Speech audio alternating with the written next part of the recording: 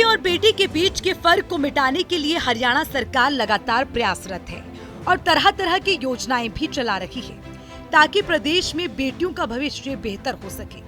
इसी कड़ी में हरियाणा सरकार की आपकी बेटी हमारी बेटी योजना चलाई जा रही है और शनिवार को मुख्यमंत्री मनोहर लाल ने आपकी बेटी हमारी बेटी पर विशेष चर्चा की और लाभार्थियों से ऑडियो कॉन्फ्रेंसिंग के जरिए संवाद भी किया। बेटियों को आगे बढ़ाने के लिए समय समय पर उनकी जो पढ़ाई की फीस है वो भी हमने माफ़ की है। ITI में पढ़ते समय लड़कियों को प्रतिमाह वजीफा ये भी दिया जाता है और बेटियों के 150 किलोमीटर दूरी तक रोडवेज की बसों में मुफ्त यात्रा ये सुविधा भी दी गई है। 211 विशेष महिला बसें पढ़ाई में जाने के लिए छापसू योजना में छात्रा परिवहन सुरक्षा इस योजना में भी हम चला रहे हैं।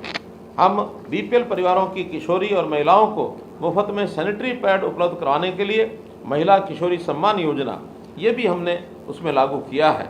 इस प्रकार से कामकाजी महिलाएं उनके नन्हे बच्चों को चाहे वो प्राइवेट नौकरी करती हैं उनके लिए भी 6 साल तक के बच्चों को 8 से 10 घंटे प्रतिदिन क्रच की व्यवस्था भी कराई गई है। तो इस प्रकार से प्रदेश के अंदर बेटियों का सम्मान बढ़े, बेटी हमारी बेटों से पीछे नहीं है, इस प्रकार की योजना में हरियाणा जो है अपना स्थान बनाया है।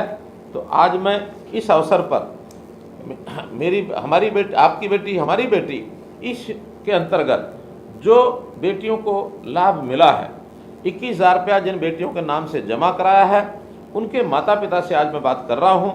निश्चित रूप से इसके लिए मैं आपको बहुत बहुत धन्यवाद भी करता हूं, आपको शुभकामना भी देता हूं। मैं बहुत बहुत आपका धन्यवाद करता हूं। सरकार ने आपकी बेटी हमारी बेटी स्कीम को साल 2015 में शुरू किया था। इस स्कीम के तहत बेटी के जन्म के समय 21,000 रुपए की आर्थिक मदद दी जाती है। जन्म के साथ साथ बेटियों की शादी के लिए भी हितकारी योजनाएं केंद्र सरकार से लेकर राज्य सरकार तक चलाई जा रही है। लड़कियों में खास करके एक विषय और ध्यान में आता था कि बच्ची का जब लड़की का विवाह का समय आता था उस समय एक बहुत बड़ा खर्च माँ बाप के सिर के ऊपर पड़ता था। इसके लिए 2 योजनाएं शुरू की। एक योजना जिसके अंदर थी आपकी बेटी हमारी बेटी, अर्थात बेटी किसी परिवार अकेले की नहीं होती है, बेटी सबकी होती है, साझी होती है। बेटी का जब कोई विवाह के बाद विदाई करना होता है तो गांव के सब लोग विदाई करते हैं, तो उन बेटियों की शादी पर गांव के लोगों का कंट्रीब्यूशन भी होता है।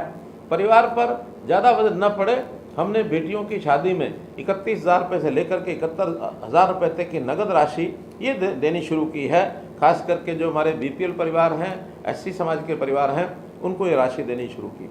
और बेटी के जन्म के समय ही हमने भारतीय जीवन निगम बीमा उनको कहा कि आप एक इंश्योरेंस हमारा बेटी के नाम से करिए ताकि बेटी की शादी के समय उसको 1 लाख रुपए की सहायता हो जाए। तो हमने हर बेटी के जन्म के समय खास करके अनुसूचित जाति की जो हमारी बेटियां थी उनकी पहली बेटी के समय ही 21,000 रुपया और एक मुश्त दे करके उनके नाम से बीमा कराया। और जो बाकी समाज है उनके सबके दूसरे और तीसरी बेटी के समय हमने 21,000 रुपया ये सब जमा कराना शुरू किया। अर्थात अनुसूचित जाति की हर बेटी के जन्म के समय 21,000 रुपया और बाकी जो समाज है उनके दूसरी और तीसरी बेटी के जन्म के समय 21,000 रुपया ये बैंकों में जमा कराया है।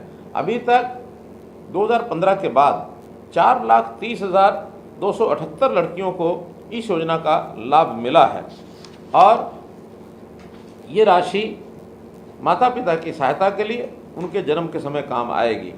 बेटियों को राजनीति में भी आगे बढ़ाने के लिए सरकार की ओर से कई ठोस कदम उठाए गए।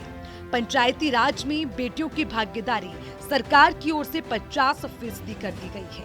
बेटियों के लिए और तो और सामाजिक और राजनीतिक स्थिति पर भी हमने जो पग उठाए हैं वो भी कम सराहनीय नहीं है। हमने बेटियों की भागीदारी पंचायती राज में 50% की है और इस 50% के कारण से राजनीति में हमारी बेटियां बहुत आगे आई हैं और इस कारण से पढ़ी लिखी होने के नाते से और बेटियों की संख्या इस भागीदारी को कहीं और उन्होंने आगे बढ़ाया है। तो मैं हरियाणा की धरती से प्रधानमंत्री नरेंद्र मोदी ने बेटी बचाओ बेटी पढ़ाओ का नारा दिया था। तब से हरियाणा में लिंगानुपात में लगातार सुधार देखने को मिल रहा है और हरियाणा की बेटियां हर क्षेत्र में सफलता के झंडे गाड़ रही है और राज्य सरकार भी तरह तरह की योजनाएं चलाकर बेटियों को प्रोत्साहित करने में लगी है। सूर्य समाचार के लिए चंडीगढ़ से रवि चंदेल की रिपोर्ट।